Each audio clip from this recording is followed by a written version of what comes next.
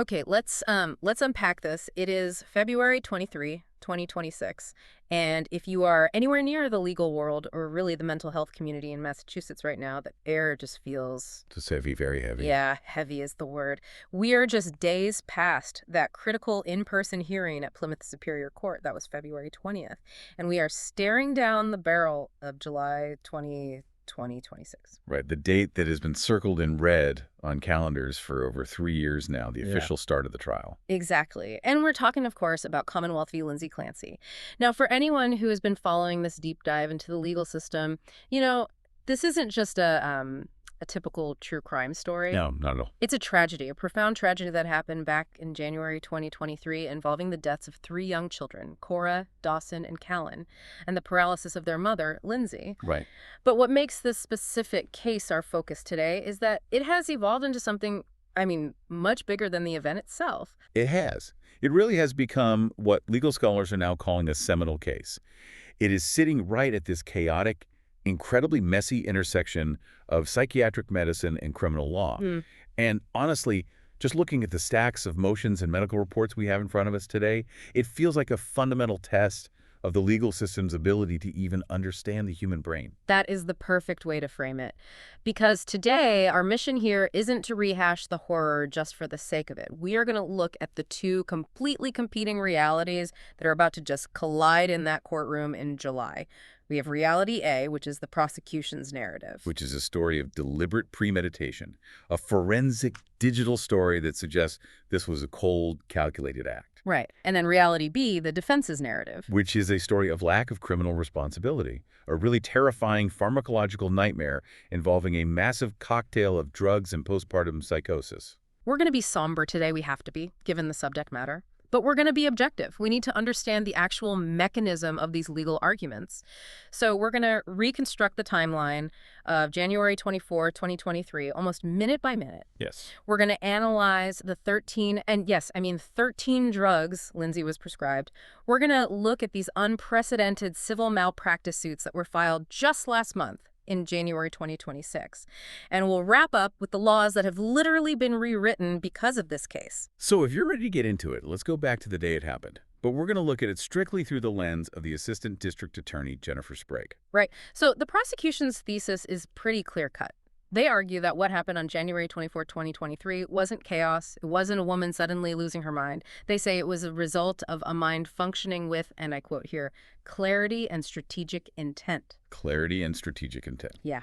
And their biggest weapon to prove that is the digital footprint. We live in an age where our thoughts are often typed into search bars long before they are spoken aloud. And that is exactly where the Commonwealth starts its case. They talk a lot about this window of opportunity. Let's break that down for everyone. The timeline really kicks off in the late afternoon. 4:02 p.m. Lindsay is at home. She picks up her phone, and she searches for Kids Miralax. Now, in isolation, you look at that and think, that is a mundane parenting search. A child is constipated, you search for medicine. Right, totally normal. But the prosecution argues this wasn't about medicine at all. This was the inception of a plan. The argument is that she needed a reason, a valid, completely unshakable reason, to get her husband, Patrick, out of the house. And if you look at what happens just 11 minutes later, at 4:13 p.m., that plan theory starts to get some real weight. She opens Apple Maps and types in 3V. That's a restaurant in Plymouth. And here's where the legal inference comes in. Why do you map a restaurant you already know? If you're a local, you know exactly where 3V is. You know how to get there. You've been there a dozen times. Exactly. Yeah. So the prosecution argues she wasn't looking for directions. She was calculating the duration. She needed to know exactly how long the round trip would take to ensure she had enough time alone in the house. It's an argument for executive function. She is planning, she's calculating, she's optimizing her time. That is it's chilling to think about. It implies a really high level of cognitive awareness, and she doesn't stop there. At 4:47 p.m., she calls a CVS in Kingston. Right. She's confirming the product availability. She needs to lock in the errand. Because think about it. If Patrick goes to the local CVS and they don't have the Miralax, he might just turn around and come right back. Right, ruining the window? Yes. By calling ahead, she ensures the errand is valid and that he will actually go to the specific further location she's targeting. And then begins the actual interaction with Patrick. And this is what the prosecution calls normal and deceptive. I mean, looking at the text logs, it feels terrifically, terrifyingly normal. 4:53 p.m., she texts him about takeout. She says something like, any chance you want to do takeout? It's casual, it's low pressure. But then, at 5:10 p.m., she actually places the order herself. She orders a Mediterranean power bowl for herself and a scallop and pork belly risotto for Patrick. Why does the specific food order matter so much to the prosecution? It matters because it shows she is actively thinking about his preferences. She's engaging in complex social reciprocity. She isn't catatonic. She isn't screaming at invisible figures, at least not yet, according to the specific timeline. She is curating a dinner menu to ensure no delays. Ah, I see. If she leaves it to him to order, maybe he dithers, maybe he decides to just cook something from the fridge. By placing the order herself, she absolutely controls the timeline. And then we get the final directive. 5:05 p.m., she texts him, Pedialyte liquid stool softener. That's the trigger. That text initiates the physical removal of the husband from the home. He leaves. But she doesn't just let him go and forget about him. At 5:34 p.m., while Patrick is standing in the aisle at the CVS in Kingston, she calls him. It's a 14-second phone call. The prosecution leans heavily on this call. They argue this was a check-in. She is tracking his progress. She wants to know where he is on that map she mentally created earlier. Those 14 seconds are used to prove she was completely oriented to time and place. She knew exactly where he was, she knew where she was, and she knew what she was about to do. In the result of that calculation, Patrick picks up the food at 5:54 p.m. He drives home. He arrives at 6:09 p.m. And he walks into silence. Silence and a locked bedroom door. And, well, we know what he found. Lindsay in the backyard with severe spinal injuries from jumping out the second-story window. And the children down in the basement. It's just, even looking at the forensic map on paper, it's incredibly hard to process. The prosecution looks at this sequence and says, this is murder. They say that planning dinner and calculating travel time are absolute proof of executive function. And legally speaking, executive function is often the kryptonite to an insanity defense. Exactly. The law really struggles with the idea that you can be highly organized and completely psychotic at the exact same time. The prosecution's narrative relies on the idea that insanity looks like chaos. It looks like disorganization. Right. And because Lindsay was organized, because she used Apple Maps and ordered a specific risotto, she must have been sane. And here is where it gets really complicated or really tragic, depending on how you look at it. There's a whole other reality here. Reality B. The defense's narrative. Right. Defense attorney Kevin J. Reddington. He isn't disputing the Apple Maps search. He isn't disputing the risotto order. He is arguing that the physical brain making those choices was chemically hijacked. Oh. He calls it involuntary intoxication. And this brings us to the cocktail. We've heard that word thrown around a lot in the media over the last few years, but I want to actually look at the list today, because when you see it written down on paper, it's staggering. It truly is. We are talking about 13 different psychiatric medications prescribed over a span of just 4 months, from September 2022 to January 2023. 13.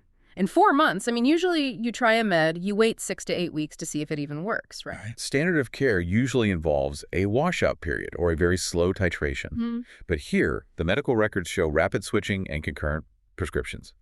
Let's just look at the classes of drugs she was on. She was taking SSRI, Zoloft, Prozac. She was on benzodiazepines, Ativan, Klonopin, Valium. Wow. She was on Seroquel, which is a major antipsychotic. Yeah. And she was on Ambien for sleep. And her family was reporting that she wasn't getting better. They were actually using a very specific word to describe her condition. Zombie. They said she was turning into a zombie. And medically, that makes sense pharmacologically. You have severe sedatives, you have anti-anxiety meds, you have mood stabilizers. It's a massive chemical suppression of the central nervous system. But the defense argues it wasn't just sedation happening here. It was a drug-induced psychosis. And there is a specific turning point that just came out in the January 2026 filings, the Seroquel moment. This is a crucial piece of the new evidence, the introduction of Seroquel into her regimen. The defense argues this was the specific trigger that shifted her from severe anxiety and postpartum depression into intrusive thoughts and eventually full-blown command hallucinations. And we really need to talk about Dr. Margaret Spinelli here. She's the forensic psychiatrist working for the defense. She did a massive evaluation and came to a conclusion that changes the entire context of those 13 pills. Right. Dr. Spinelli diagnosed Lindsay with bipolar disorder after the fact. Now, this is critical for you to understand. If you have a patient with an undiagnosed bipolar disorder Mhm. and you give them an SSRI like Zoloft or Prozac without a mood stabilizer, it is a known medical risk that you can trigger a manic episode. So instead of treating the depression, you're actually pouring gasoline on a fire. Precisely. You can trigger severe hypomania or mania. And in that manic state, the brain literally creates its own reality. So the defense's argument is essentially this. The doctors completely missed the bipolar diagnosis. They threw powerful antidepressants at her. Those antidepressants caused a manic psychotic reaction. Therefore, she was involuntarily intoxicated. Because she was just following doctor's orders. Exactly. She didn't choose to go take illegal street drugs. She took what the medical professionals gave her, and those drugs broke her brain. So when the prosecution says, well, she mapped the route to the restaurant, the defense counters with, yes, but the brain doing the mapping was operating under a chemical compulsion caused by medical negligence. That's it, exactly. And this leads us directly into the clinical distinction that is absolutely going to be the centerpiece of the July trial. Yeah. The critical difference between postpartum depression, or PPD, and postpartum psychosis, or PPP. I feel like those terms get used interchangeably in casual conversation all the time, but medically, they're worlds apart, aren't they? They're entirely different galaxies. PPD is, unfortunately, relatively common. It involves profound sadness, severe anxiety, trouble bonding with the baby. But postpartum psychosis, that is exceptionally rare. We're talking maybe 1 to 2 in every 1,000 births. It is an absolute psychiatric emergency. And the medical definition of PPP involves a literal break in reality. Yes. Delusions, hallucinations, paranoia. But here's the nuance that explains that Apple Map search we talked about earlier. PPP is fluctuating. Patients oscillate. They could have moments or even hours of lucid clarity where they seem totally fine. They can order dinner, they can change a diaper, they can have a normal conversation. And then, snap, they are right back in a terrifying psychotic break. So the fact that she could seamlessly order dinner doesn't actually disprove psychosis. Not clinically, no. It makes it incredibly confusing for a lay jury, of course. But clinically speaking, that rapid fluctuation is a hallmark feature of the disease. Let's talk about the hallucinations, because in the January 2026 lawsuit, which we are definitely going to get to in a minute, Lindsay gave her first detailed account of what was actually happening inside her head that day. And it wasn't just vague voices. No, it was a command hallucination. She described a very specific voice, loud, demanding, repetitious. And the command was horrifyingly explicit.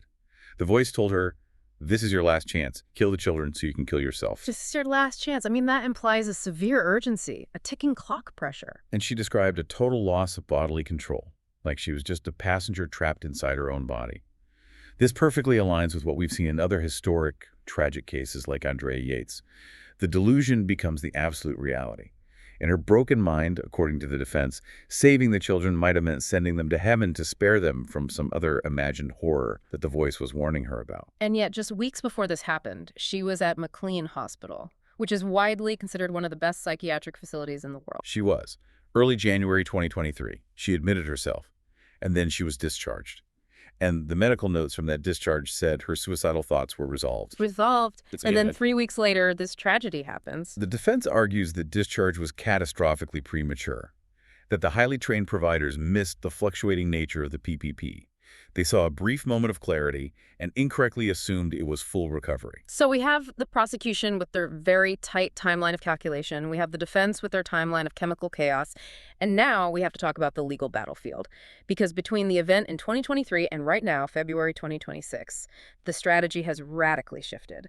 And in January of this year, things got, well, they got very complicated. Extremely complicated. We saw what legal analysts are calling a civil pivot.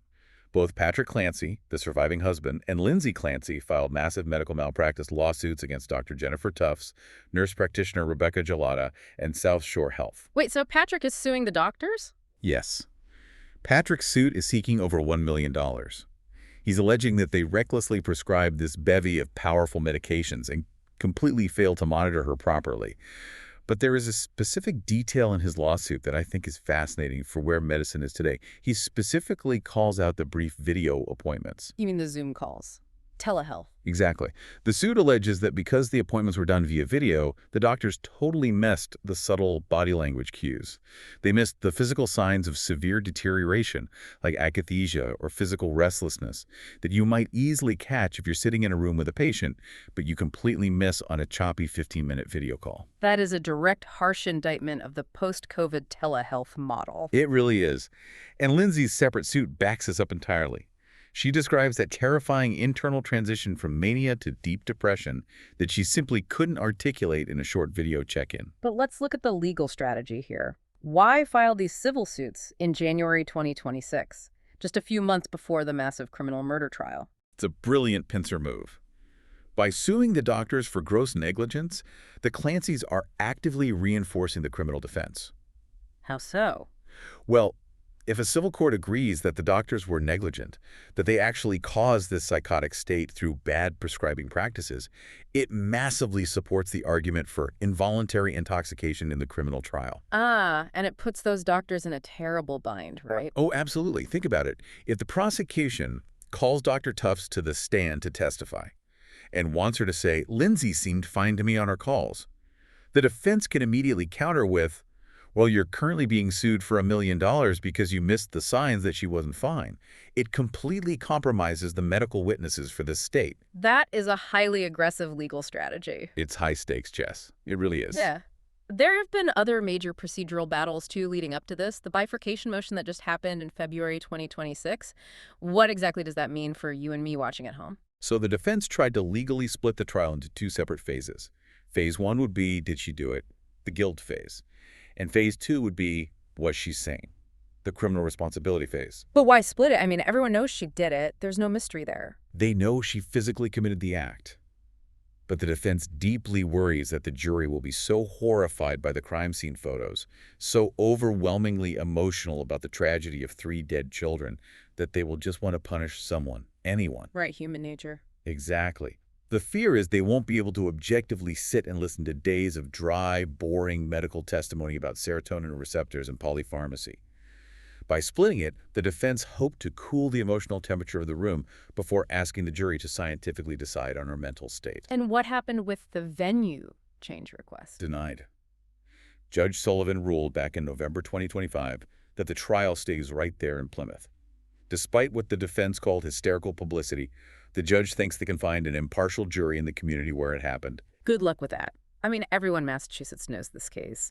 And we really can't ignore the media aspect of this either. The New Yorker subpoena was a huge deal. Right. Aaron Orbe wrote a massive piece for the New Yorker. The prosecution desperately wanted his raw notes. They went to court to battle over the First Amendment. And in Massachusetts, Condé Nast, the publisher, won. They successfully protected the reporter's notes. But it just highlights how the media narrative, especially Patrick's very public interviews, became actual evidence that the prosecution wanted to use to find inconsistencies in the timeline. It's amazing how this one single case touches everything. Telehealth regulations, pharmacology, media law, a First Amendment, and now actual legislation. Because this tragedy has fundamentally changed the laws in Massachusetts. It has. It's become the catalyst for a massive societal shift. Let's talk about August 2024. Governor Healy signed the maternal health law. Right, which formally mandates insurance coverage for PPD screenings. It sounds bureaucratic, sure, but it ensures that these vital medical checks are actually happening and being paid for.